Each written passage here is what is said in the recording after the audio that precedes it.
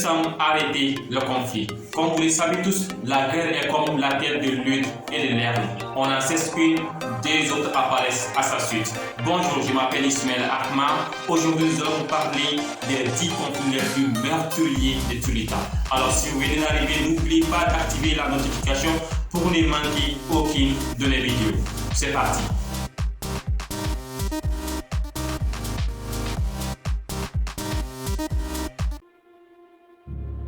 Brazzaville, 1988-14. La deuxième guerre du Congo est la plus grande guerre de l'histoire de l'Afrique moderne.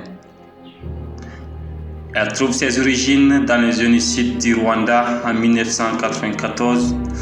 9 pays africains et une trentaine de groupes armés y participèrent.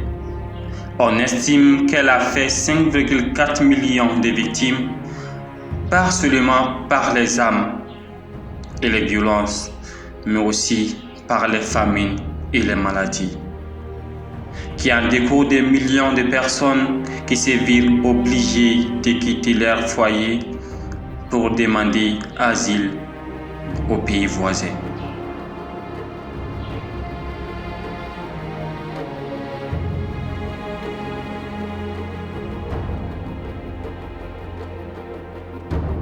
La guerre civile russe a débuté en 1917, à la suite de la révolution russe durant laquelle les bolcheviks renversèrent le régime tsariste. Cette guerre civile opposa donc les partisans du tsar, l'armée blanche, et les révolutionnaires, l'armée rouge. Le conflit dura 6 ans, prit place dans tout l'Empire russe et s'étendit jusqu'en Finlande et en Mongolie. Les famines, les massacres, les maladies ont fait des millions de victimes.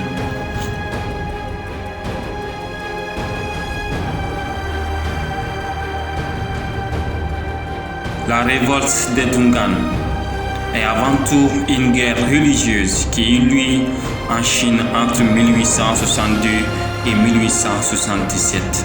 Ce conflit débute avec le soulèvement de la communauté Hu des Chinois convertis à l'islam et d'autres groupes ethniques musulmans se jurent à eux. Selon les informations, cette guerre fut la guerre la plus meurtrière de l'humanité. Conquête de Tamerlan.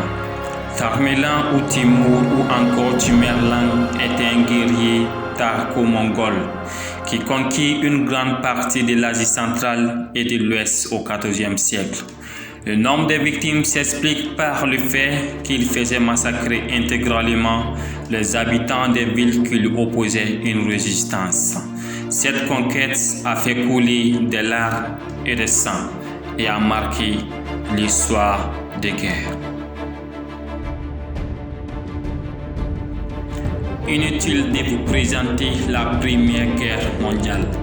Ce conflit y prit racine lors de l'assassinat de François Ferdinand à Sarajevo, en Autriche, Hongrie, et qui s'étendit dans toute l'Europe par un jeu d'alliance opposant la triple entente France, Royaume-Uni, URS et la triple alliance Allemagne, Autriche, Hongrie et Italie. Cette guerre mobilisa plus de 70 millions de militaires, dont 60 millions d'Européens. Elle marqua profondément son époque et modifia la situation géopolitique de l'Europe. Ce conflit en lui-même aurait fait environ 18 millions de victimes. La révolte de Taiping. La révolte de Taiping a eu lieu durant la dynastie des Qing et durant près de 15 ans. Le mot Taiping signifie grande paix et provient du nom du royaume que les rebelles auraient fondé en Chine du Sud et centrale. Le fondateur de ce mouvement se nommait Han Xingkang. Son but était de sauver la Chine en soulevant les mécontents comme les paysans de Guangxi ou les prolétaires de Port. Han fonda la secte des adorateurs de Dieu, mêlant Bible et tradition chinoise. Il se considérait comme le deuxième fils de Dieu et donc frère de Jésus. Lorsque la dynastie des Qing se rendit compte de l'ampleur de la révolte des Taiping, elle envoya ses armées éliminer la menace. Cela prit plusieurs années et fit beaucoup de morts. La domination de la dynastie des Qing.